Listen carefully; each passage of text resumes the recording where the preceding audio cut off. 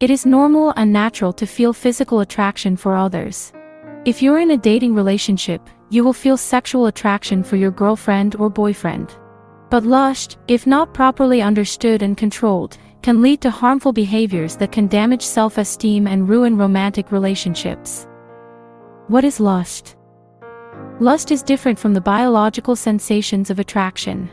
Lust is an intense sexual desire that can feel like it dominates your thinking. The difference between love and lust is not an exact science, but lust is different from love and expresses itself in different ways. Lust is selfish. It has nothing to do with who someone is or what you love about them as a unique individual. When you love someone, you care about them and want to help meet their needs, whether or not they're ready for sex. On the other hand, lust is focused on wanting to be with someone sexually only because of how that sexual contact can gratify your desires. It is more of a hunger or craving for someone's body than a deep, unconditional love for who they are. Here are 5 approaches that may work to conquer persistent sexual urges. 1. Admit your needs. You must know that it is very normal to have sexual urges. It means your mind and body are healthy enough to engage in sexual thoughts. Do not deny them or burden yourself with guilt anytime you feel them.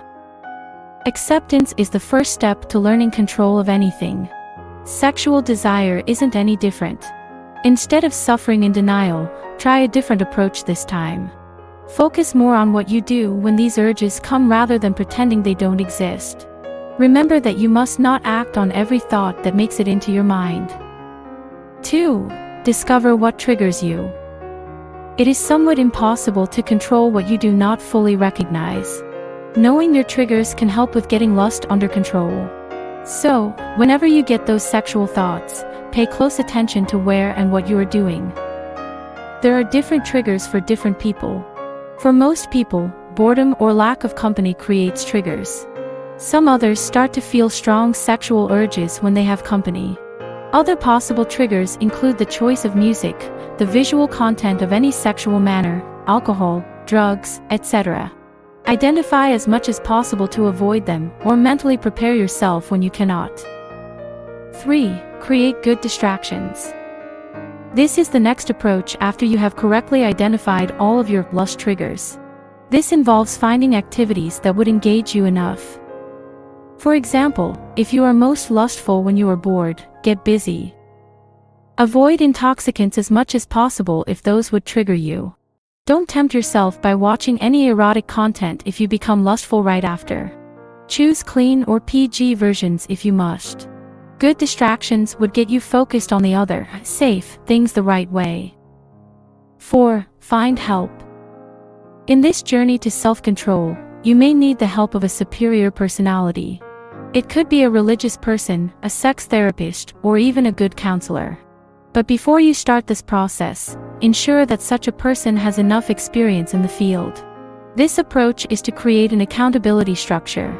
You are to make daily progress reports to this person and discuss whatever challenges you encounter. Moreover, you must grant them direct access to you, especially when you have many triggers at a given place, and let them guide you on what to do. You may want to find a self-help group as an alternative or in addition to the former option. It helps to talk about your experiences with people who can relate to them. So, ask for recommendations from your therapist or religious elder. Find what works for you. 5. Look for love instead of desire. Lust is a very intense sexual arousal for another person. Anyone can easily recognize the difference between desire and love. Look for your spouse's traits to keep yourself from dwelling on the former. Pay more attention to the person's personality than their appearance to maintain a connection. Don't let thoughts that exist for a little period of time consume your thoughts. Consider your partner's heart, intelligence, and unique traits instead.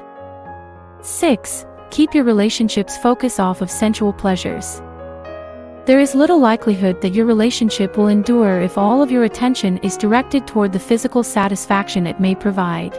Sexual closeness shouldn't be a must for a strong relationship. It must be centered on a bigger idea, like your love for one another or your trust in your connection.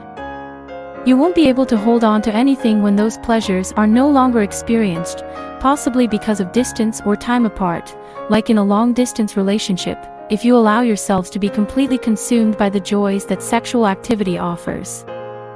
What strategies do you use to maintain self-control when feeling lust in your relationships? Share your tips and experiences in the comments below, and let's help each other build healthier connections.